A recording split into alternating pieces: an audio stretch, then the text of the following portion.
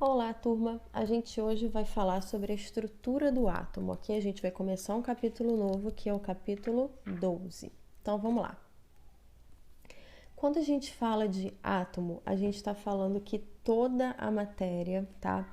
Ela é constituída, ela é formada por partículas muito pequenininhas que são organizadas de maneiras bem diversificadas que nós chamamos de átomos. Então, muito antigamente acreditava-se que o átomo era a menor partícula que formava a matéria, tá? Só que o átomo que se acreditava é que ele era indivisível e ele era maciço, tá? Então, maciço e indivisível, tá? A gente hoje já sabe como é a estrutura do átomo, que é desse jeitinho aí, tá? Mas quando foi lá no início do século XX, as pesquisas apontaram que o átomo ele é divisível, então a gente consegue dividir o átomo e ele possui espaços vazios no seu interior, tá?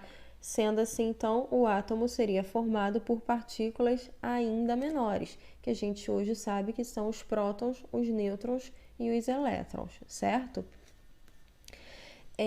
Como o átomo ele é muito pequeno, existe uma dificuldade para poder enxergar esse átomo, né? Então, como que a gente vai conseguir identificar um átomo? Eu não vou nem falar ver, tá? Eu vou explicar por quê. Eu vou falar identificar. Através de um microscópio. Só que não é aquele microscópio que a gente viu lá em biologia, tá? Aqui é um microscópio de tunelamento por varredura, tá? Esse microscópio, ele funciona como se fosse uma espécie de scanner, tá? Ele vai estar colhendo as informações do material. Depois disso, essas informações são enviadas e analisadas por um computador que vai esquematizar tridimensionalmente os átomos do material.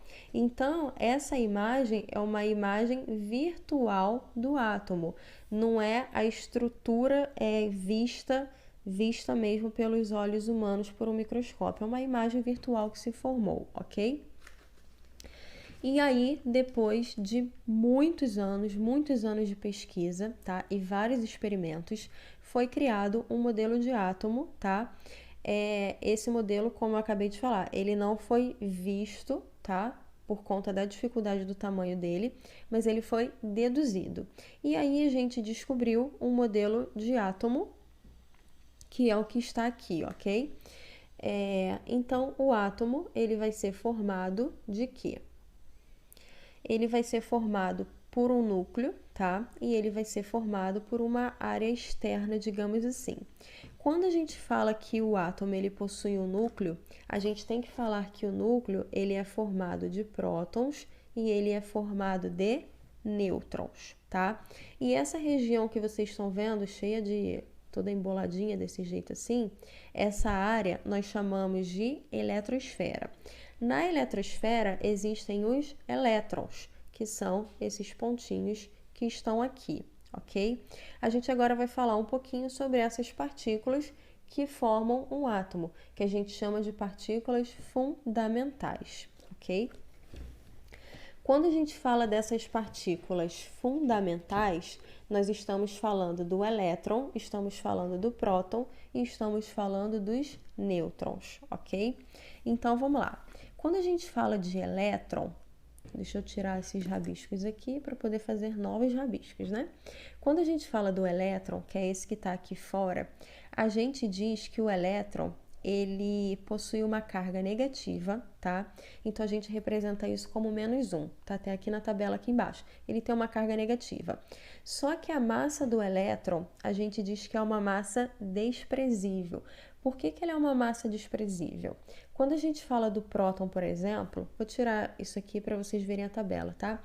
Quando a gente fala do próton, por exemplo, o próton ele é positivo, então a gente representa a carga dele como sendo +1, tá? Mas quando a gente fala aqui do próton, a gente diz que a massa do próton é 1, tá? Mas o elétron seria 1, esse 1 aí, em comparação ao próton, dividido por 1836. Então, a gente considera o elétron como tendo uma massa desprezível por conta disso, tá? Agora, quando a gente fala do nêutron, a gente fala que o nêutron ele é neutro, tá? Então, ele não possui carga elétrica e a massa dele é igual a do próton, também é de 1, ok? Então, vamos lembrar o esquema que a gente viu ano passado, que isso aqui é um repeteco, né? O próton começa com P, de positivo, então ele tem carga positiva. O nêutron, se eu tirar o N do final dele, ele fica neutro, então ele tem carga neutra. Para o elétron sobrou então uma carga negativa, não é isso? Então, próton, carga positiva, próton, carga positiva, elétron, carga negativa e o nêutron, ele é neutro, significa que ele não tem carga, ok? Então, se a gente olhar ainda, né, os nêutrons e os prótons, eles formam o núcleo, né, essa parte central aí. Eles são mantidos desse jeitinho assim, grudados um no outro, por uma força de atração muito intensa, tá? Entre eles, ok? A eletrosfera, por outro lado, que é essa parte que está aí do lado de fora, ela é atraída pelo núcleo por conta das cargas elétricas, porque o núcleo é positivo, né? E o elétron, ele é negativa. Então, por conta dessa carga elétrica oposta entre um outro, ocorre uma atração, tá? Então, essa eletrosfera, ele vai ter uma carga elétrica negativa, porque o elétron, ele é negativo, tá? E aí a gente tem que falar que um átomo em equilíbrio, ele tem que ser eletricamente neutro, tá? É o que a gente chama de estado fundamental.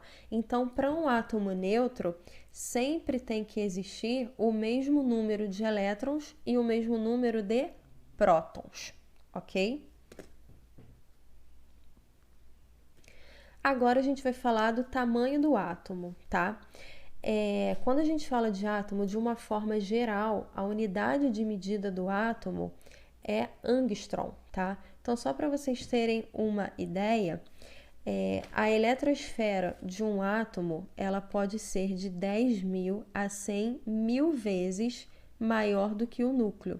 A eletrosfera é essa parte aqui, ó. Essa parte aqui. Se essa parte aqui, ela pode ser de 10 a 100.000 vezes maior do que o núcleo, a gente pode deduzir que praticamente quase tudo é feito de espaço vazio, né?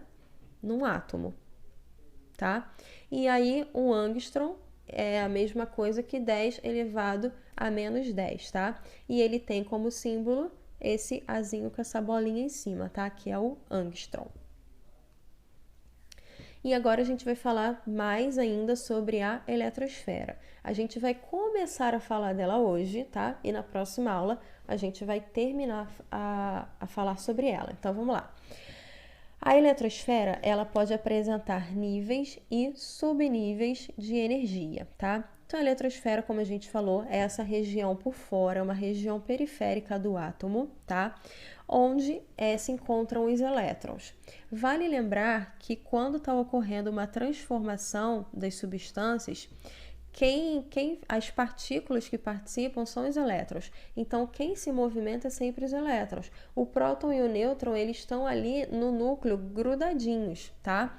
Eles estão agrupados. Então, quem consegue se movimentar são os elétrons que estão na eletrosfera, tá bom? Então, na eletrosfera, os elétrons eles vão estar transitando de acordo com a trajetória que é fechada, tá? Ao redor do núcleo. Essas regiões que são chamadas de nível de energia ou camadas eletrônicas são representadas pelo número que vai de 1 a 7, então, ou através de letra que vai de K até o Q. Então, se vocês olharem aqui, ó, vocês têm K, L, M, N, O, P e Q, que são as camadas, tá vendo? Ou também aqui, ó, os meus níveis 1, 2, 3, 4, 5, 6 e 7, tá vendo? Repara que a seta apontando para a direita é o sentido em que ocorre o aumento gradativo da energia, tá bom? E aqui está sendo representado, essa bolinha está representando o núcleo E aí aqui você tem, ó, K, L, mesmo esquema, M, N, O, P e Q, que são as camadas da eletrosfera representadas aqui de formas diferentes, tá bom? E aí a gente vai lembrar de Bohr, né?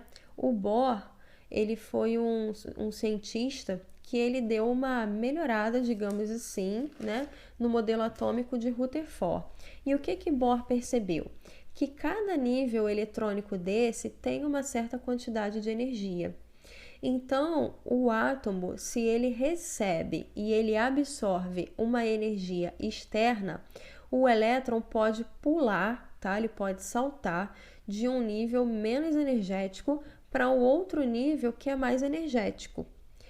Agora, se o elétron ele pode saltar, ele também pode retornar para o nível inicial quando ele perde energia. Então, é o que eu falei para vocês, o elétron ele pode se movimentar. Quem se movimenta numa ligação é sempre o elétron, não é nem o próton e nem o nêutron, ok?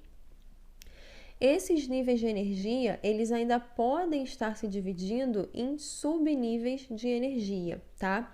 E aí a gente vai parar por aqui, que por enquanto eu só quero que vocês entendam essa questão das camadas, tá? A gente tem que saber que as camadas são representadas por letras, que vão da letra K até a letra Q. K, L, M, N, O, P e Q. E a gente tem que entender que quem vai se movimentar por essas camadas são os elétrons, tá? Porque na próxima aula a gente vai aprender como esses elétrons se movimentam, tá? Através do diagrama de Pauli. Então a gente hoje para por aqui. Um beijo para todos e até mais.